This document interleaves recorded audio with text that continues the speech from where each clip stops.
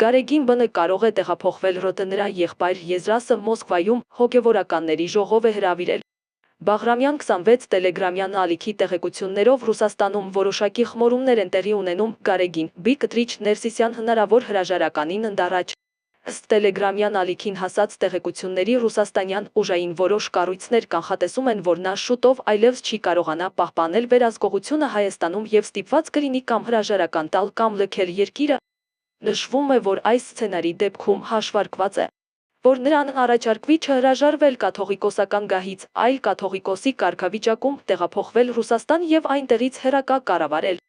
Տելեգրամյան ալիքը գրում է նույնիսկ պատրաստվում է սցենար, ըստ որի Ռուսաստանում կմիավորվեն մի կողմից Ռուսաստանի եւ Նոր Նախիջևանի,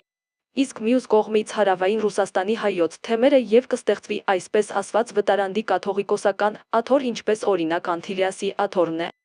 Այսպիսով հնարավորություն կստեղծվի ևս մեկ հարված հասցնել դրսից ու պառակտել հայ առաքելական եկեղեցին։